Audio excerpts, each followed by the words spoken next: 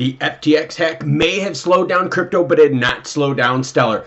Building keeps continuing. And crypto, a little bit less of a sausage fest, everyone, and that's good news. And I've also got some FTX stats for you that are going to blow your mind. All right, let's start it off with the heat map. Bitcoin right now under 17,000, 16,993, ETH 1265, XLM, which is going to be the highlight of today's video. Wait till you hear my Stellar news, man. Building does not stop. XLM up 6.8% in the last 24 hours at 9.3. Now let's do this. Let's take this heat map though. Let's switch it to 7 days to put things into perspective. You know why? Because of Sam Bankman-Fried's FTX mess. Now over the last 7 days, ETH down almost 20%.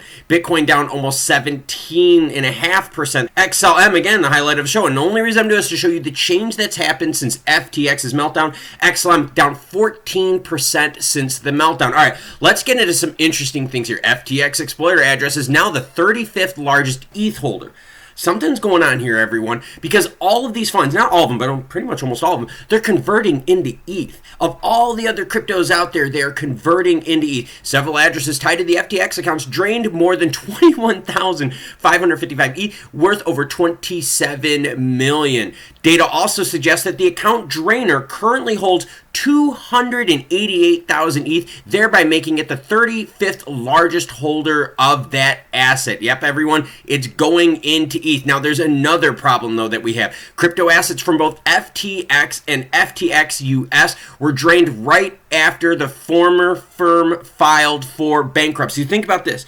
Two different entities. They're two totally different entities. Hacked at the same time. This reeks of insider job, reeks of SBF or one of his closest cronies out there making this all happen. It is way too pretty of a package for us to think otherwise. Now let's talk about the sausage fest that is crypto, but it's becoming less of a sausage fest. 20% of Gen Z women are choosing Bitcoin as their best long-term investment, beating stocks at 12%.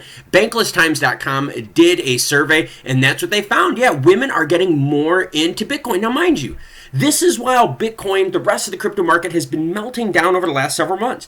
People out there are starting to see the long-term value, not the short-term mess that SBF and the likes of, Mashinsky and Do Kwon and all those other losers have done, but the long-term building utility and the investment utility that they're able to get with Bitcoin. We're seeing more and more women take an active interest in all aspects of the financial world, including cryptocurrency. This is particularly true for younger women who are often driving the adoption of new technologies. So now let's move on over to Stellar juicy goodness news. Now remember, there are several things we have to think about in crypto, okay? You've got the speculative asset, right? The people and the assets, the money moving and all that kind of stuff. But we also have the utility, why crypto Web3 stuff was born, right? It's the use cases. Here's what Stellar did, everyone. And this is amazing because this is going to be a very scalable solution. 350 million people in Africa don't have access to bank accounts, and only 20% of families have formal bank accounts. And remember, Stellar's big thing, helping the and underbanked.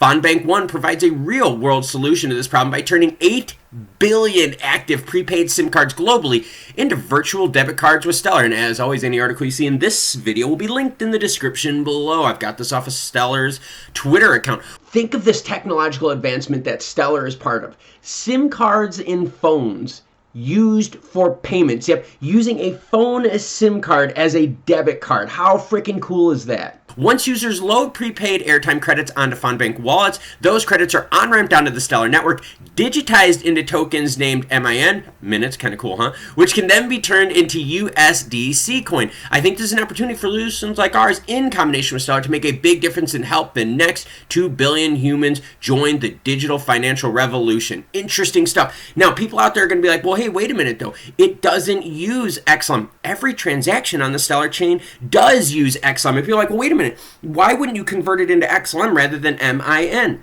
Guys, XRP, right, is used for ODL services. That has zero effect on the price. So what you use for settlement it does not matter. And recently, Danelle Dixon compared XLM and Stellar to this. She says, XLM, the Lumens, are the ticket to play in the Stellar ecosystem. So when you see all these projects coming through with Stellar, they're using that same principle. They're using the Lumens as a ticket to participate in this network, right? This financial ecosystem that they've built, not as a settlement mechanism. What matters is the on-chain transactions, because every transaction on the chain uses that little micro part of an XLM, and that's the juicy goodness craziness that we're all talking about and that we're all excited about. So as the crypto winter continues, Stellar is not stopping. There is a very, very big difference between the building of crypto and Web3 versus the speculative trading of crypto and Web3. We have seen the speculative trading aspect get totally destroyed trust-wise from the likes of Sam Bankman-Fried and all the other losers out there. But now the building on crypto and Web3,